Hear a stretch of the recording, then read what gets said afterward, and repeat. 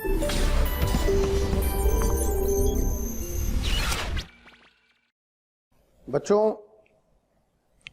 बहुत ही प्यारा टॉपिक अपन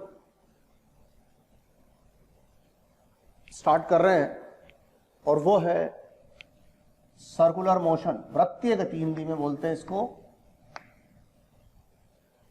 वृत्तीय गति का तात्पर्य क्या है कि अगर किसी वस्तु की किसी निश्चित बिंदु से दूरी गति करते समय हमेशा नियत बनी रहे। बात समझ में आ रही मेरी? अगर किसी वस्तु की किसी निश्चित बिंदु से गति करते समय दूरी हमेशा नियत बनी रहे तो ऐसी गति वृत्तीय गति की श्रेणी में आएगी।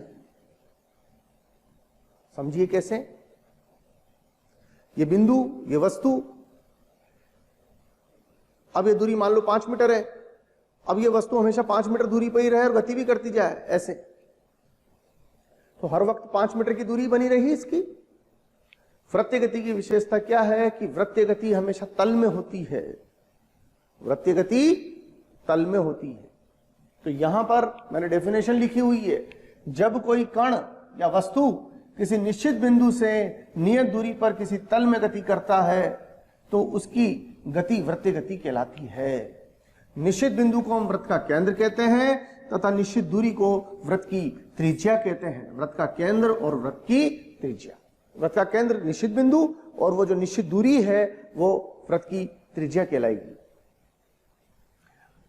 अब यहां पर जब हम वृत्तीय गति को स्टडी करते हैं, वृत्तीय गति का अध्ययन करते हैं, तो कुछ पैरामीटर्स हमारे सामने आते हैं जिनके बारे में हमें जानकारी होना जरूरी है, जिन्हें हम कहते हैं basically variables of circular motion. तो यहां पर अगर हम वृत्तीय गति से संबंधित कुछ भौतिक राशियों पर चर्चा करें तो मैंने यहां पर एक टर्म लिखी है कोणीय स्थिति और यह लिखा है कोणीय विस्थापन। कोणीय स्थिति को इंग्लिश में बोलेंगे बच्चों एंगुलर पोजीशन। एंगुलर पोजीशन, अगर मेरे मुंह से आगे एंगुलर पोजीशन निकले तो आप समझ जाइएगा कि मैं कोणीय स्थिति की बात कर रहा हूं। और कोणीय विस्थापन को इंग्लिश में बोलते हैं एंगुलर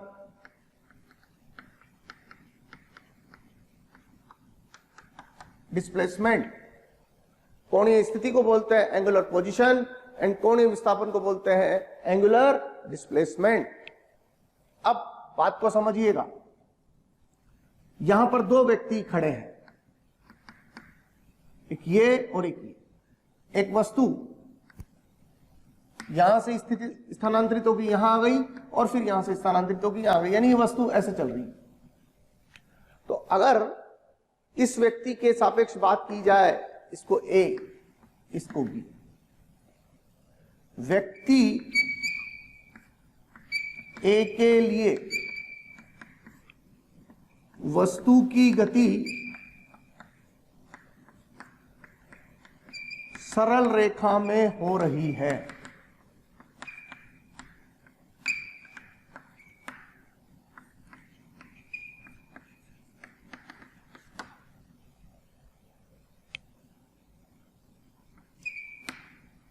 यानी व्यक्ति ए के लिए वस्तु की गति सरल रेखा में हो रही है तो हम कह सकते हैं कि व्यक्ति ए के लिए वस्तु की कोणीय स्थिति में कोई परिवर्तन नहीं आ रहा है।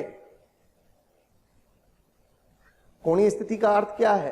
कोणीय स्थिति देखने के लिए हमें प्रेक्षक और वस्तु को जोड़ने वाली रेखा का एक निश्चित रेखा से कोण देखना पड़ता है। अगर मैं एक निश्चित रेखा, यही रेखा ले लूं तो व्यक्ति और वस्तु को जोड़ने वाली रेखा हमेशा इस रेखा के साथ 0 डिग्री का ही कोण बनाएगी। कहने का मतलब क्या है कि ये निश्चित रेखा और वस्तु और व्यक्ति को जोड़ने वाली जो रेखा है वो इस रेखा के साथ अपना कोण नहीं बदल रही है। तो इसका मतलब इस वस्तु की इस व्यक्ति के सापेक्ष कोणीय स्थिति में कोई परिवर्तन नहीं आ रहा है, अर्थात वस्तु की व्यक्ति के सापेक्ष कोणीय स्थिति में कोई परिवर्तन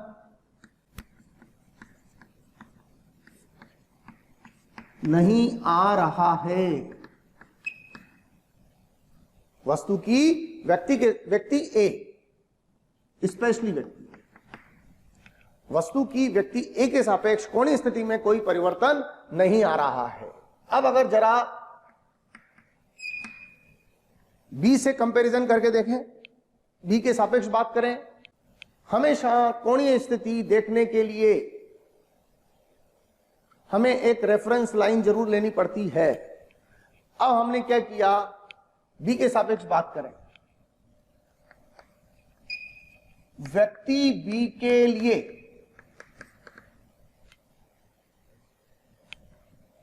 वस्तु की कोणीय स्थिति, व्यक्ति बी के लिए वस्तु की कोणीय स्थिति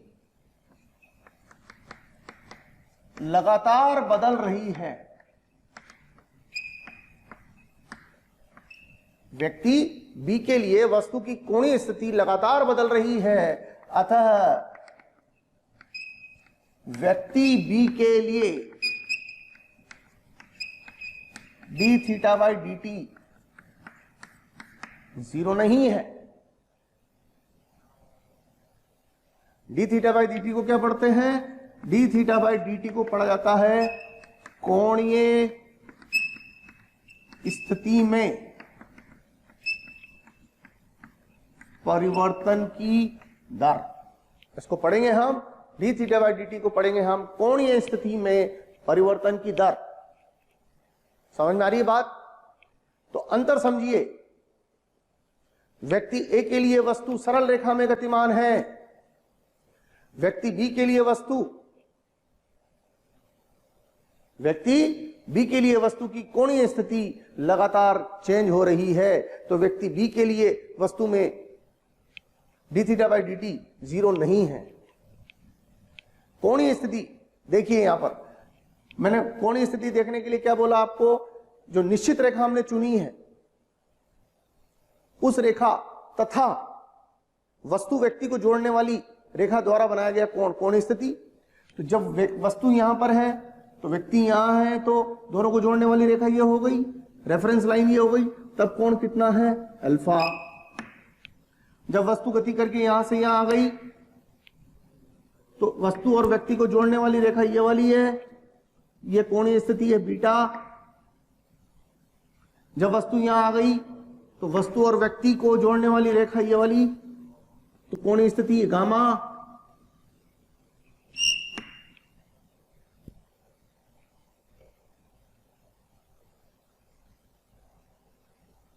तो इस तरीके से आप नोटिस करिए कोणीय स्थिति लगातार बदल रही है। तो हम कहेंगे व्यक्ति बी के लिए वस्तु की कोणीय स्थिति लगातार बदल रही है, तो व्यक्ति बी के लिए D theta by D T zero नहीं है। D theta by D T कोणीय स्थिति में परिवर्तन की दर है। तो यहां पर ए और बी दोनों के लिए आप कंपैरिजन करिए, तो ए को वस्तु सरल रेखा में जाती हुई दिखाई देगी, बी के लिए वस्तु में D theta by D T zero नहीं है। तो बच्चों, हमारी चर्चा चल रही है angular position and angular displacement पर। तो मैं एंगुलर पोजीशन के बारे में आपको पहले क्लियर कर दूं।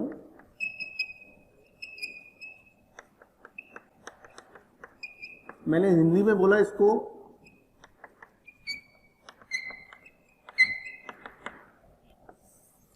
कोणीय स्थिति।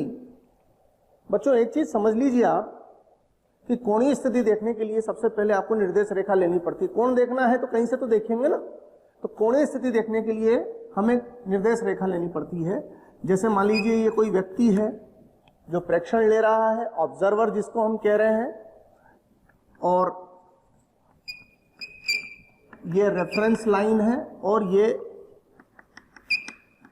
ऑब्जेक्ट यानी वस्तु है। तो वस्तु को प्रेक्षक से मिलाने वाली जो रेखा है वो, और रेफरेंस लाइन के बीच थीटा को हम बोलेंगे या फाई को हम बोलेंगे एंगुलर पोजीशन। अब जो टर्म मैं इस्तेमाल कर रहा हूं वो है एंगुलर डिस्प्लेसमेंट, कोणीय विस्थापन, एंगुलर डिस्प्लेसमेंट। बच्चों ये प्रेक्षक, ये रेफरेंस लाइन का मतलब निर्देश रेखा, ये वस्तु की इनिशियल पोजीशन, ये आर इनिशियल, वस्तु यहां से गति करके आ गई यहां पर, ये हो गया आपका आर फाइनल। तो ये थीटा इनिशियल और ये आपका थीटा फाइनल।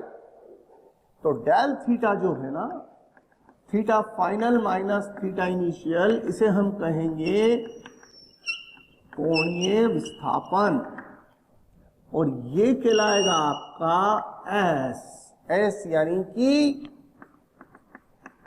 रेखीय विस्थापन।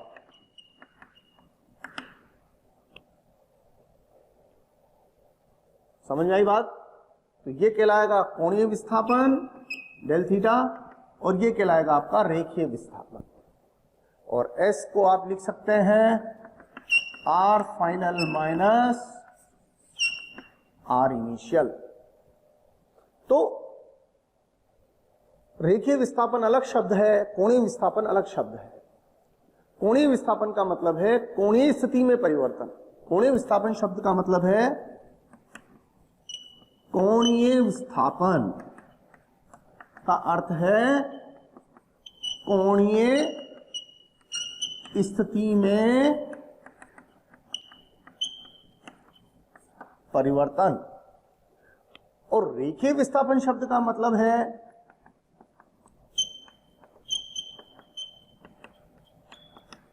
स्थिति में परिवर्तन।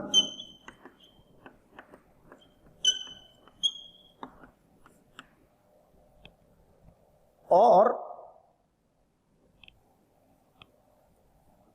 ऐसा यूनिट जो है ना,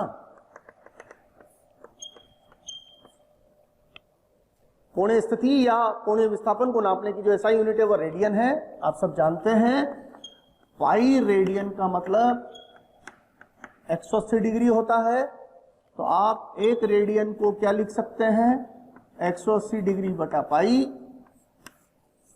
अथवा एक डिग्री को क्या लिख सकते हैं आप, पाई रेडियन बटा 180। एक रेडियन का मतलब ये, एक डिग्री का मतलब ये। यहां पर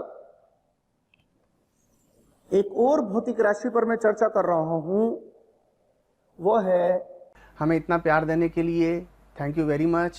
हज़ारों बच्चे हमारे टीचर्स के वीडियोस का लाभ उठा रहे हैं और अपनी पढ़ाई में लगे हुए हैं। अपने डिस्क्रिप्शन बॉक्स में जो लिंक दिया हुआ है उसको क्लिक करके अपना एनरोलमेंट सुनिश्चित करें। जो बच्चे हमारे डाउट क्लियरिंग सेशंस में एनरोल होना चाहते हैं, हमारे स्टडी मटेरियल को पढ़ना चाहते हैं, वो अपने आप को रजिस्टर करवाएं।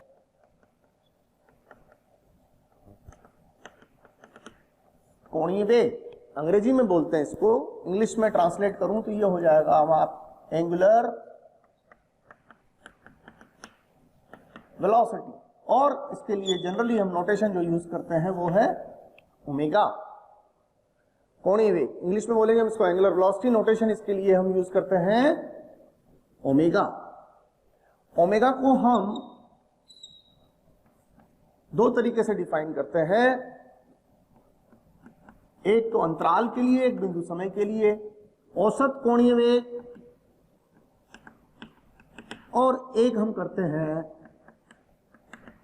तात्क्षणिक कोणीय वेग। जहां तक ऐसा यूनिट का सवाल है इसके मेजरमेंट की, तो वो है रेडियन पर सेकेंड। एक बात। दूसरी बात, एक्सियल वेक्टर है, यह एक अक्षीय सदिश है। ये दो बातें आप ध्यान रखिएगा। इसका ऐसा यूनिट रेडियन पर सेकंड है और ये एक एक्सियल वेक्टर है। अब बच्चों, अगर मैं औसत कोणीय वेग की बात करूं,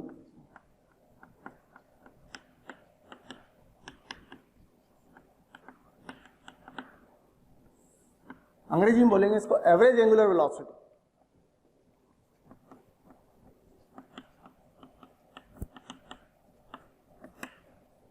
एवरेज एंगुलर वेलोसिटी।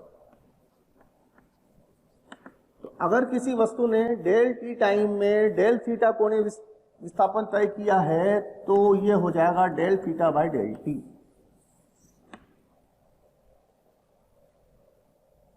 अब अगर इसी बात को चक्कर में बोलूं, यदि कोई वस्तु n चक्कर t समय में करती हो, n चक्कर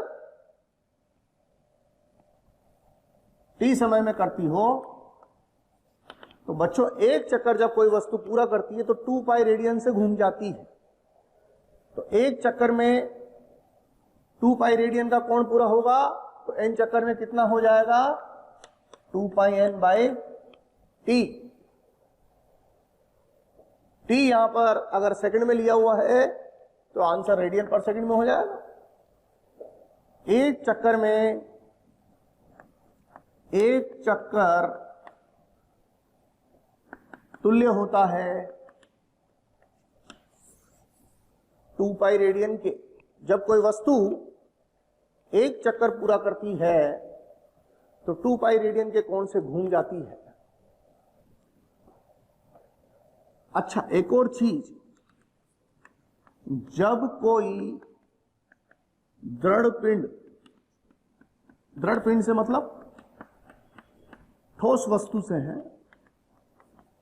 जब कोई दृढ़ पिंड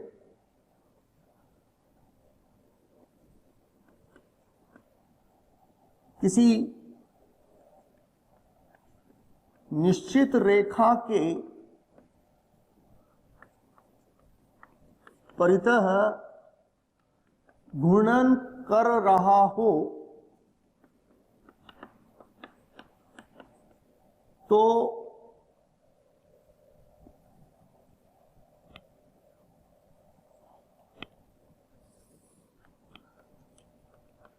पिंड के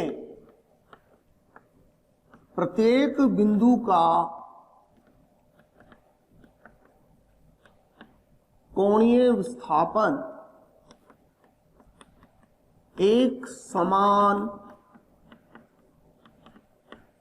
होता है। यह बड़ा इंपॉर्टेंट पॉइंट है। जब कोई दृढ़ पिंड किसी निश्चित रेखा के परितः घूर्णन कर रहा हो तो पिंड के प्रत्येक बिंदु का कोणीय विस्थापन एक समान होता है। आप इसको ऐसा समझिए जैसे कोई पंखा घूम रहा है, ये पंखे की ब्लेड्स और ये लाइन जिसके लिए ऐसे लाइन है जिसके चारों तरफ घूम रहा है। अब मान लो ये पॉइंट और ये पॉइंट, ये ब्लेड के 2 पॉइंट ले रहे, पंखा थोड़ी देर बाद घूम के इस परिस्थिति में आ गया, यहां पर आ गया, तो ये पॉइंट यहां से घूम के यहां आ गया, ये पॉइंट यहां से घूम के यहां आ गया। तो पहले इन दोनों को ज्वाइन करने वाली रेखा यहां थी, अब ये यहां आ गई, तो ये थीटा कोण से घूम गया। तो अगर मैं इसको पॉइंट को P बोल दूं और इसे मैं Q बोल दूं तो ज्यादा कौन घूमा, P घूमा या Q घूमा? दोनों बराबर कोण से घूमे। जितने कोण से P घूमा उतने ही कोण से Q घूमा। समझ में आई बात? तो जब कोई दृढ़ पिंड किसी निश्चित रेखा के परितः घूर्णन कर रहा हो तो पिंड के प्रत्येक बिंदु का कोणीय विस्थापन एक समान होता है। यह बड़ा महत्वपूर्ण विषय है।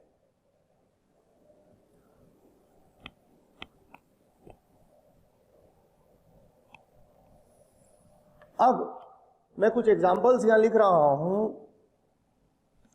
जैसे घड़ी की अगर हम बात करें तो घड़ी में सेकंड की सुई भी होती है, मिनट की सुई भी होती है, आवर की सुई भी होती है। तो अगर घड़ी में मिनट की सुई का ओमेगा लिखोगे, मिनट की सुई का, तो मिनट की सुई 60 मिनट में पूरा एक चक्कर लगाती है। एक चक्कर प्रति 60 मिनट, तो ओमेगा मिनट का हो गया, मिनट वाली सुई का ओमेगा हो गया 2 पाई रेडियन पर 60 मिनट, ये हो गया। अगर मैं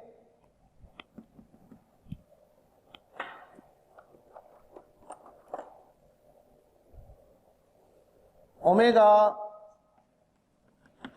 सेकंड वाली सुई का देखूं, तो सेकंड वाली सुई एक चक्कर प्रति 60 सेकंड, एक 60 सेकंड में यानी 1 मिनट में, तो इसको लिखेंगे हम 2 पाई रेडियन प्रति 60 सेकंड। तो ये हो गया हमारे पास पाई बाई 30 रेडियन पर सेकंड, जिसे हम आरपीएम भी कहते हैं, इक्वल टू 1 आरपीएम। 1 आरपीएम का मतलब है 1 रिवॉल्यूशन पर मिनट, 1 रिवॉल्यूशन पर मिनट, रिवॉल्यूशन यानी चक्कर। अगर आप ओमेगा आवर वाली सुई का देखोगे बच्चों, तो जो घड़ी में आवर वाली सुई है वो 12 घंटे में एक चक्कर पूरा करती है, 12 घंटे में, तो एक चक्कर प्रति 12 आवर। तो इसको लिख सकते हैं आप 2 पाई रेडियन प्रति 12 आवर, 12 इंटू एक आवर मतलब 3600 सेकेंड, 3600 सेकेंड। कैलकुलेशन तो आप कर ही लेंगे, फर्दर कैलकुलेशन। तो इस तरीके से आप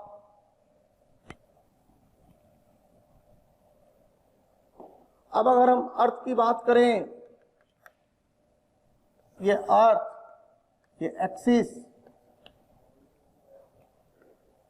तो आपको पता है अर्थ 24 घंटे में एक बार पूरा घूम जाती है अर्थ अपनी स्वयं की अक्ष के लिए। तो ओमेगा अर्थ खुद की अक्ष के लिए बात कर रहा हूं, तो वो हो जाएगा 2 पाई रेडियन प्रति 24 घंटे पर 24 आवर। तो ये हो गया 2 pi radian upon 24 into 3600 second. तो इस तरीके से अर्थ का खुद की एक्सिस के लिए ओमेगा निकाला जा सकता है। तो ये जो मैंने जितने भी बिंदु लिखे, ये सब औसत कोणीय वेग को दर्शाते हैं। एक और शब्द होता है ताक्षणिक कोणीय वेग।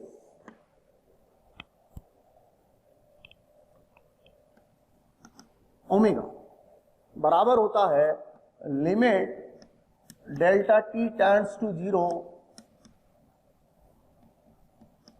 डेल्टा टी 0 नहीं है, 0 की तरफ अग्रसर है, मतलब बहुत छोटा अंतराल है, तो इसे शॉर्ट में लिखा जाता है, इस पूरी भाषा को शॉर्ट में लिखा जाता है D theta by D T. और इसे पढ़ेंगे हम कोणीय स्थिति में।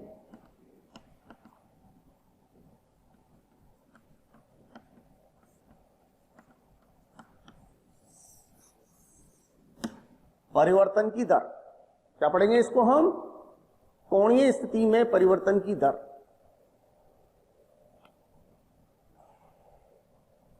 ये कहलाता है ताक्षणिक कोणीय वेग। अंग्रेजी में बोलेंगे इसको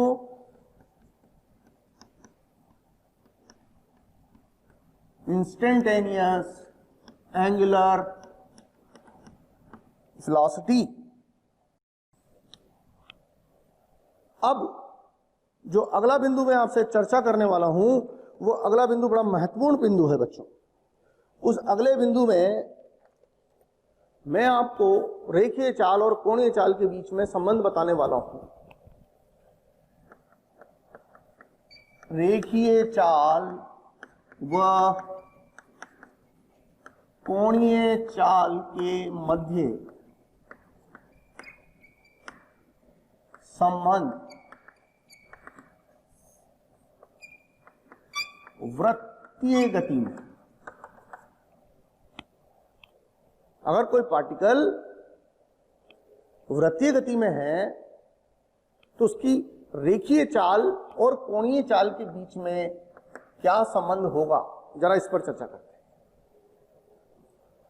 एक्चुअली ऐसा समझिए कि ये तो है निर्देश रेखा, टी टाइम पर पार्टिकल यहां था और टी प्लस dt टाइम पर पार्टिकल यहां आ गया, तो वो यहां से चल के यहां आ गया। ये त्रिज्या r मान लेते हैं, ये तो थीटा है और ये d थीटा है। तो ये r, ये d थीटा, ये रेफरेंस लाइन, मैंने आपको पहले भी बोला था कोण का मापन करने के लिए रेफरेंस लाइन का लिया जाना बहुत जरूरी होता है। तो यहां से पार्टिकल शिफ्ट होके यहां आया, ये लेंथ कितनी हो गई, r इंटू डी थीटा के बराबर हो गई। बच्चों, हमारे पास रोज़ डिमांड्स आ रही है कि इस टॉपिक पर वीडियो बनाया जाए, इस टॉपिक को समझाया जाए। बच्चों, मैं आपको एक बात कहना चाहता हूं कि हमारे YouTube चैनल को सब्सक्राइब करें और उस पर जो बेल आइकन है उसको प्रेस करें, ताकि जो भी नोटिफिकेशन है वो आपके मोबाइल पर आ सके। उसका कारण क्या है, जिन वीडियोस की आप डिमांड कर रहे हैं, जिन टॉपिक्स के एक्सप्लेनेशन के लिए आप बोल रहे हैं, वो ऑलरेडी हमारे चैनल पर डले हुए हैं और हमारे यहाँ पर अवेलेबल हैं। तो आप तक नहीं पहुँच पाए क्योंकि आपने हमारे बेल आइकन को प्रेस नहीं किया हुआ है। इसलिए मेरा निवेदन है, मेरा रिक्वेस्ट है आपसे कि हमारे YouTube चैनल पर सब्सक्राइब करें और उस बेल आइकन को प्रेस करें। तो हम क्या लिख सकते हैं, v होता है ds बाई dt। ये ds ही तो है, अल्प समय में कण द्वारा तय दूरी, ds बाई dt, जिसे मैं लिख सकता हूं r into D theta by D T. v बराबर r इंटू ओमेगा। ये बड़ा इंपॉर्टेंट संबंध है, but valid in circular motion only. This is valid in circular motion. इसमें ये ताक्षणिक चाल है, ये वृत्त की त्रिज्या है और ये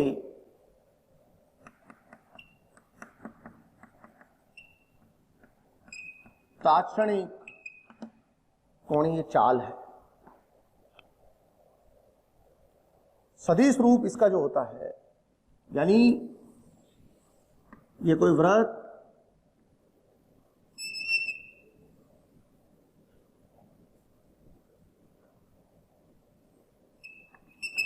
पार्टिकल यहां है, उसके पास स्पीड v है, त्रिज्या उसकी r है वृत्त की, और वो ओमेगा से घूम रहा है ताक्षणिक रूप से। इस बिंदु से गुजरते समय उसकी कोणीय चाल ओमेगा है केंद्र के परितः। तो इन तीनों राशियों में जो संबंध होगा वो v equal to r omega के बराबर होगा। इसका सदिश रूप जो लिखा जाता है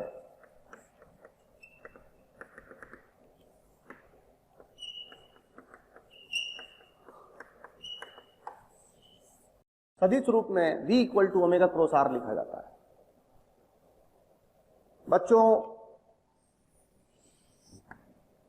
अगर पार्टिकल एंटी क्लॉकवाइज घूम रहा है तो ओमेगा बाहर की तरफ होगा, तो ओमेगा को डॉट से दिखाएंगे। ओमेगा पार्टिकल एंटी क्लॉकवाइज घूम रहा है तो अपने दाएं हाथ की उंगलियों को एंटी क्लॉकवाइज घुमाएं तो अंगूठा ओमेगा की दिशा बाहर की तरफ बता रहा है। अगर पार्टिकल ऐसे क्लॉकवाइज घूम रहा है तो उंगलियों को दाएं हाथ की उंगलियों को क्लॉकवाइज घुमाया तो अंगूठा अंदर गया, तो ओमेगा क्रॉस का हो गया, ओमेगा अंदर की तरफ हो गया। डॉट यानी बाहर की तरफ, बाहर की ओर, और इसका मतलब है अंदर की ओर। क्रॉस का मतलब अंदर की ओर, डॉट का मतलब बाहर की ओर। ठीक है बच्चों? बच्चों यहां जो सिचुएशन दी हुई है उसमें दो पार्टिकल एक ही रेडियस के सर्कल में घूम रहे हैं। बी की एंगुलर स्पीड ओमेगा बी है और ए की एंगुलर स्पीड ओमेगा ए। अपने को देखना है कि एक के द्वारा दूसरे के सापेक्ष केंद्र के परितः एक चक्कर पूरा करने में कितना समय लगेगा। एक के द्वारा दूसरे के सापेक्ष केंद्र के परितः,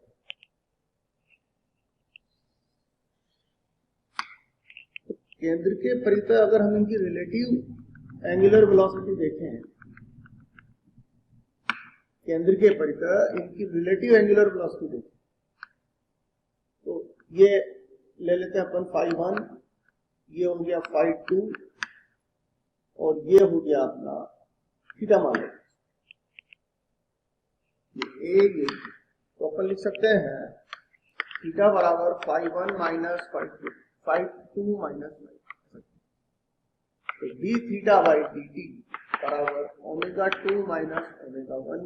ये ओमेगा रिलेटिव हो गया केंद्र के परितः।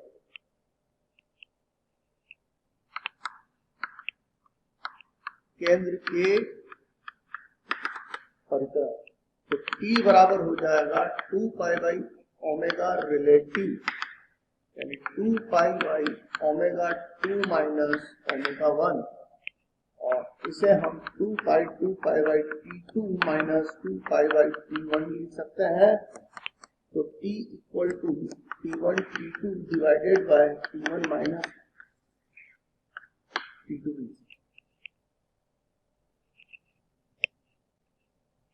मैंने यहां पर यह मान लिया है कि ओमेगा 2 बड़ा है ओमेगा 1 से।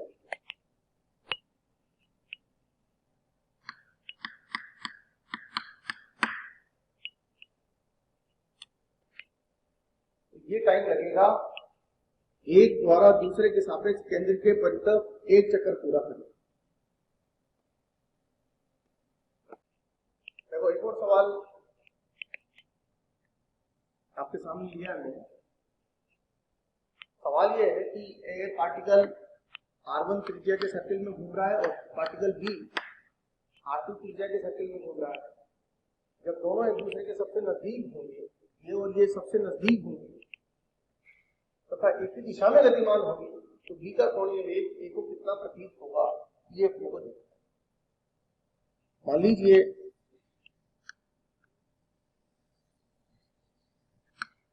A यहाँ है और B यहाँ, ये V1 ये V2, ये B ये A। तो कोणीय वेग देखना है आपको B का, लेकिन किसके सापेक्ष देखना है, A के सापेक्ष। तो यहां से स्थिति सदिश ये हो गया R2 माइनस R1। ओमेगा बराबर होता है आपेक्षिक सदिश के, आपेक्षिक स्थिति सदिश के लंबवत सापेक्ष वेग। लंबवत सापेक्ष वेग लेंगे तो इसके लंबवत सापेक्ष वेग लेंगे तो V2 माइनस V1 हो जाएगा divided by R2 minus R1। ये हमारा आंसर हो जाएगा। ये क्या कहलाएगा, B का A के सापेक्ष कोणीय वेग। कब, जब दोनों एक दूसरे के सबसे नजदीक हैं और दोनों की डायरेक्शन ऑफ मोशन सेम। तब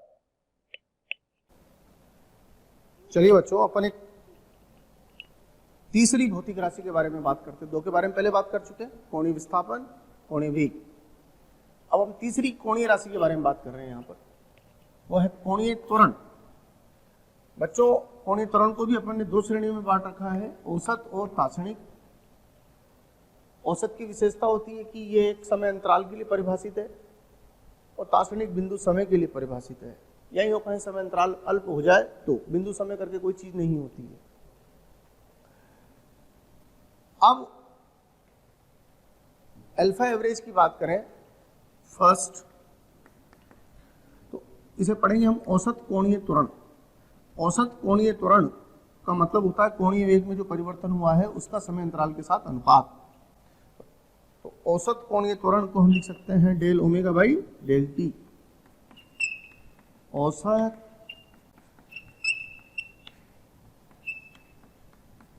कोणीय त्वरण।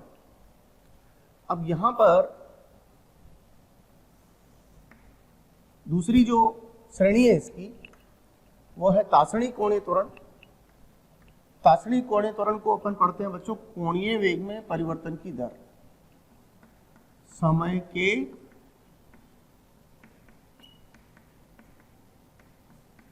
सापेक्ष। और अगर ये अंतराल बहुत छोटा हो जाए, जीरो की तरफ अग्रसर हो जाए, limit delta T tends to zero, तो del omega by del T को हम D omega by D T लिखते हैं। तो अल्फा को हम D omega by D T लिखते हैं। और जैसा कि आप जानते हैं ओमेगा बराबर होता है D theta by D T, तो ये D square theta by D T square भी लिखा जा सकता है। जैसा कि अपन समझ चुके हैं कि अल्फा होता है D omega by D T, तो मैं इसका स्वरूप बदल के लिख रहा हूं। मैं इसको D omega by D theta into D theta by D T लिख सकता हूं, परंतु D theta by D T is omega, तो अल्फा हो गया बच्चों omega into D omega by D theta. अब अगर हम इसके मापन की इकाई की बात करें तो रेडियन पर सेकंड स्क्वायर में हम इसका मापन करते हैं। स्पर्श रेखीय त्वरण और कोणीय त्वरण में अगर हमसे संबंध पूछे, स्पर्श रेखीय त्वरण का क्या अर्थ है, वैसे तो ये अपन काइनेमेटिक्स में पढ़ चुके हैं, लेकिन फिर भी रिवाइज कर लेते हैं ये क्या होता है। हाँ, ये अभी हम पढ़ रहे हैं। मान लीजिए कोई पार्टिकल है जो आर रेडियस के सर्किल में v स्पीड से आर रेडियस के सर्किल में घूम रहा है, और किसी क्षण ये उसकी जो स्पीड है ना, ये ताक्षणिक स्पीड है। हो सकता है किसी दूसरे बिंदु पर उसकी स्पीड कोई दूसरी हो। तो इन दोनों भौतिक राशियों के बीच में संबंध अपने को पता ही है, अपन इसी चैप्टर में पढ़ चुके हैं कि v equal to R omega होता है। अब अगर मैं इन दोनों का अवकलन समय के सापेक्ष कर दूं तो ये तो dv बाई dt बन जाएगा। r जो कि सर्कल का रेडियस है वो फिक्स अमाउंट है, वो कांस्टेंट हो गया, into D omega by dt। अब सवाल ये है कि dv बाई dt का क्या मतलब क्या है। यहाँ पर dv by dt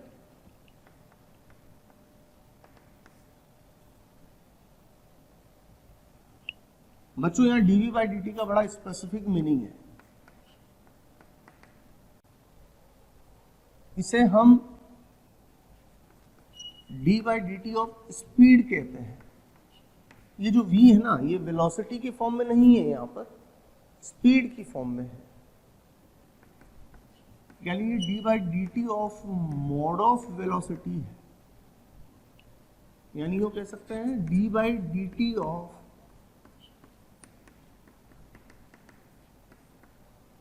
mode of वेग। वेलोसिटी मतलब वेग।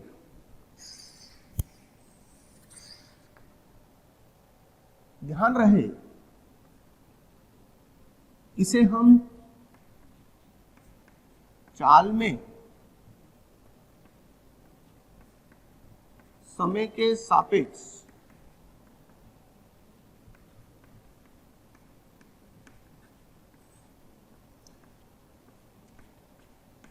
परिवर्तन की दर भी कहते हैं। चाल में समय के सापेक्ष परिवर्तन की दर, और इस राशि को एक सिंबल प्रदान किया गया जिसे हम AT कहते हैं। AT का मतलब होता है स्पर्श रेखीय त्वरण। क्या बोलेंगे इसको? स्पर्श रेखीय त्वरण। यहां पर एक बात आप दिमाग में अच्छे से सेट कर लीजिएगा कि d बाई dt ऑफ वेग, इसे हम वेग में परिवर्तन की दर कहते हैं।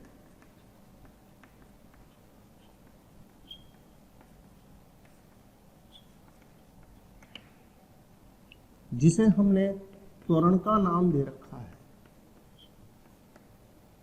बच्चों, अगर आपको हमारे वीडियोस पसंद आते हैं, आपको हमारा पढ़ाया हुआ समझ आता है, तो आप हमारे वीडियोस को लाइक करें, शेयर करें। इससे आपको भी बेनिफिट होगा और साथ में ज़रूरतमंद स्टूडेंट्स तक हमारी बात पहुंच पाएगी। बच्चों, आपका जो प्यार इसने हमें मिलता है, उससे हमें मोटिवेशन मिलता है, वो हमारे लिए बूस्टर डोज का काम करती है। और हम चाहते हैं कि इसी तरह आपका प्यार मोहब्बत हमें मिलती रहे, ताकि हम इसी एनर्जी के साथ बराबर लगे रहें।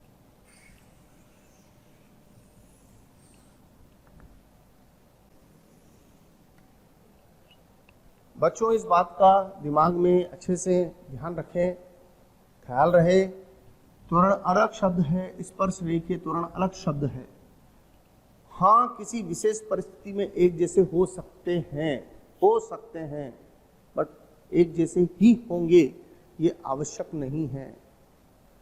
कब एक जैसे हो सकते हैं वो भी अपन थोड़ी देर बाद चर्चा करेंगे।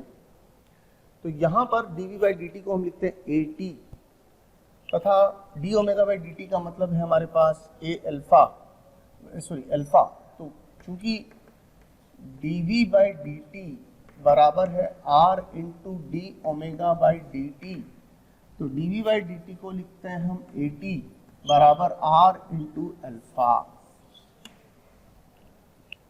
ये है स्पर्श रेखीय त्वरण। स्पर्श रेखीय त्वरण ये है कोणीय त्वरण।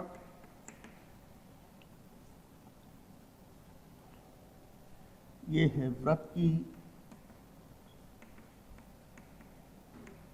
त्रिज्या। इसका सदिश स्वरूप है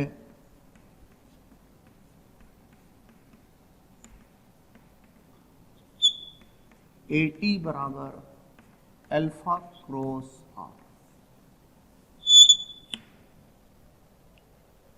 at बराबर अल्फा क्रॉस r। अब यहां पर इंपॉर्टेंट पॉइंट,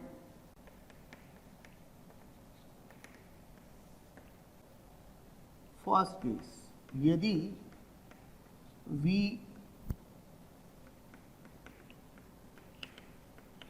बढ़ रहा हो, यानी dv/dt ग्रेटर देन 0, तो उस स्थिति में जिस डायरेक्शन में v होगा at भी उसी डायरेक्शन में होगा।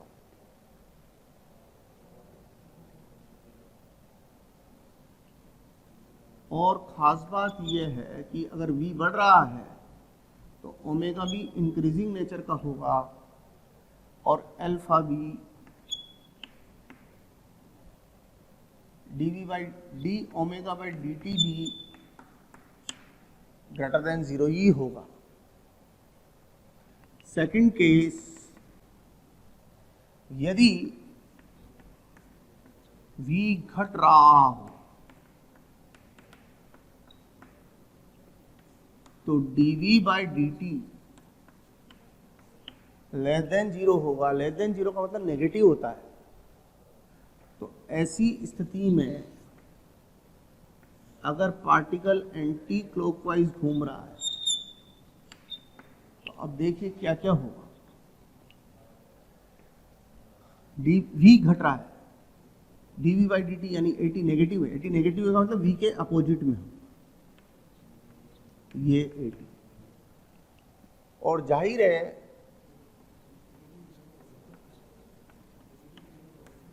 d ओमेगा बाई dt भी नेगेटिव होगा।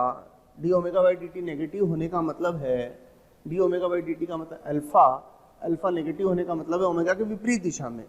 तो इस स्थिति में अल्फा की डायरेक्शन क्लॉकवाइज होगी। इन दोनों में कंपैरिजन करिए, यहाँ पार्टिकल एंटी क्लॉकवाइज घूम रहा है और अल्फा भी एंटी क्लॉकवाइज है। इस बात का मतलब ओमेगा भी बाहर की तरफ है और अल्फा भी बाहर की तरफ है। इस केस में ओमेगा भी डॉट का है और अल्फा बी डॉट का है। इस केस में पार्टिकल घूम क्लॉकवाइज रहा है, लेकिन अल्फा एंटी क्लॉकवाइज है, यानी अल्फा ओमेगा डॉट का है तो अल्फा क्रॉस का है। और तीसरा केस यदि v नियत, तो ऐसी स्थिति में बच्चों dv बाई dt 0 होगा और d ओमेगा बाई dt भी 0 होगा, यानी ओमेगा भी नियत होगा। और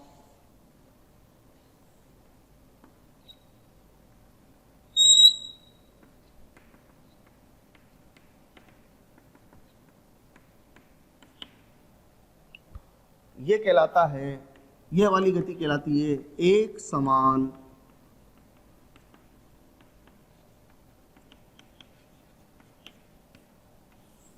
वृत्तीय गति। और ये दोनों असमान वृत्तीय गतियों की श्रेणी में आती है। ये भी असमान वृत्तीय गति कहलाती है और ये भी।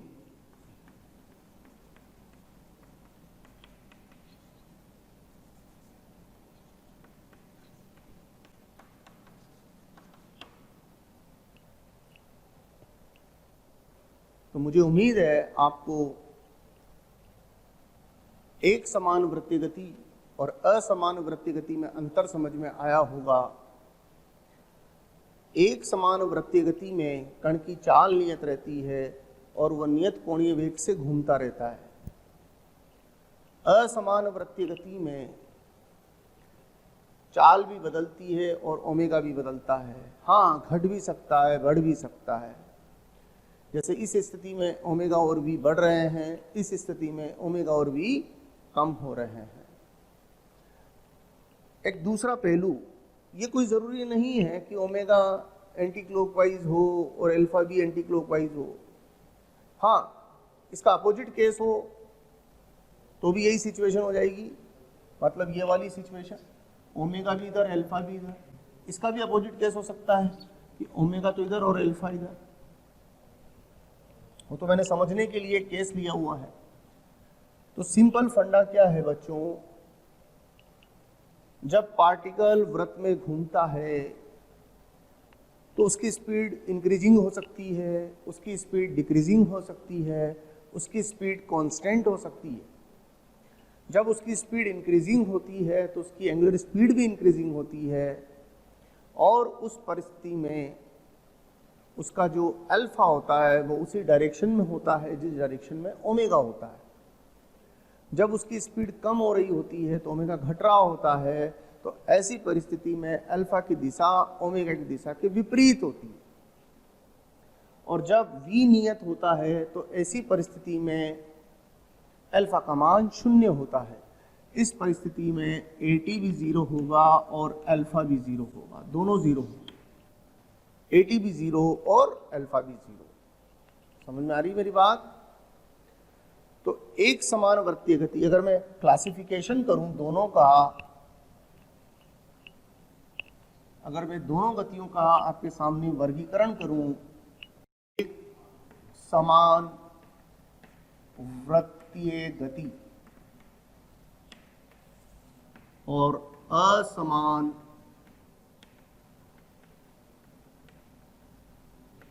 वृत्तीय गति,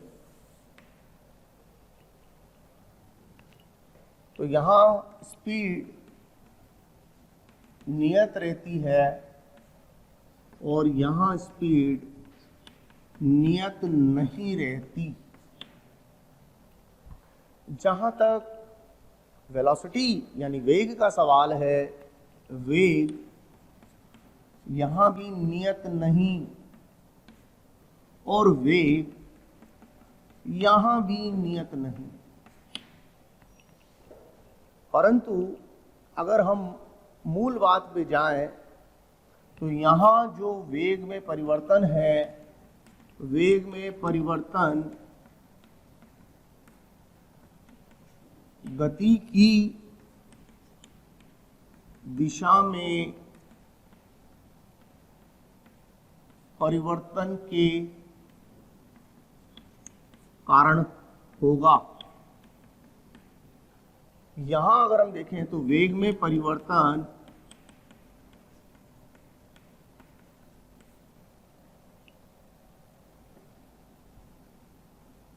चाल एवं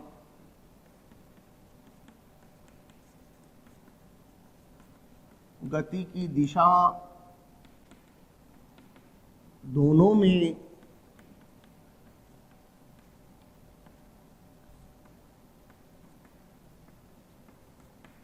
परिवर्तन के कारण होगा। अंतर समझ में आया आपको? यहां जो वेग में परिवर्तन होगा वो सिर्फ गति की दिशा में परिवर्तन के कारण होगा। केवल एक शब्द और जोड़ लें, ओनली। वेग में परिवर्तन केवल गति की दिशा में परिवर्तन के कारण होगा। यहां वेग में परिवर्तन चाल एवं गति की दिशा दोनों में परिवर्तन के कारण होगा। ये मूल अंतर है बच्चों, एक समान वृत्तीय गति और असमान वृत्तीय गति में।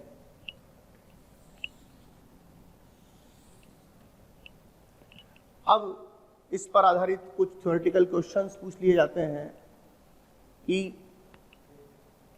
एक समान वृत्तीय गति में गतिज ऊर्जा कैसी रहती है, तो आप बोलेंगे नियत रहती है, क्योंकि गतिज ऊर्जा का फॉर्मूला क्या होता है? Kinetic energy half mv²। v नियत है, ये नियत हो गया, उसमें चेंज हो रहा है तो चेंज हो गया। तो ऐसे सवालों के जवाब आप दे सकते हैं। जैसे p बराबर mv है, संवेग। अब संवेग कैसी राशि? सदिश राशि है, तो ये तो संवेग का परिमाण है और ये संवेग सदिश रूप में है। तो अगर संवेग के परिमाण के बारे में बोले तो स्पीड नियत, तो परिमाण नियत। लेकिन सदिश रूप में बोले तो ये परिवर्ती, ये वेग का मतलब v वेक्टर हो गया ना यहां पर। तो आप कहेंगे कि ये चेंज हो रहा है। तो इसके बारे में बोले तो ये चेंज हो रहा है, इसके बारे में बोले तो ये यहाँ नियत है, वहां चेंज हो रहा है, क्योंकि वहां ये चेंज हो रहा है। रखने की जरूरत नहीं, समझने की बात। ये चीज वहां चेंज हो रही है, यहां नहीं हो रही है। ये चीज यहां भी चेंज हो रही है, यहां भी चेंज हो रही है, तो ये भी चेंज हो रहा है, यहां भी, यहां भी। अकॉर्डिंगली आंसर दे दे। अब अगर त्वरण की बात की जाए, त्वरण क्या होता है? d/dt ऑफ वेग। तो ये यहां भी जीरो नहीं होगा और त्वरण यहां भी जीरो नहीं होगा, क्योंकि त्वरण में वेग का अवकलन होता है और वेग न यहाँ नियत है न वहां नियत है। और जब कोई राशि नियत नहीं होती तो उसका अवकलन शून्य नहीं होता है। लेकिन अगर AT की बात की जाए, AT किसका अवकलन होता है? वेग का या चाल का? त्वरण तो होता है वेग का अवकलन और AT होता है चाल का अवकलन। तो AT चाल का अवकलन, चाल तो यहाँ नियत है, तो ये जीरो हो जाएगा। यहाँ चाल का अवकलन जीरो नहीं होगा क्योंकि चाल नियत नहीं है, तो AT नॉन जीरो हो गया। तो ये बेसिक बातें हैं जो अपने को जहन में होनी चाहिए, अपने को पता होनी चाहिए। समझ में आ रही बच्चों बात? बच्चों, अगर आपको लगता है कि जो टॉपिक्स हम यहाँ पढ़ा रहे हैं वो आपको चाहिए तो आप हमें कॉल करें। हमारा नंबर है 180021217999। एक बार मैं फिर से रिपीट कर रहा हूँ बच्चों, नंबर बहुत याद रखना बहुत ज़रूरी है, 180021217999। Thank you very much.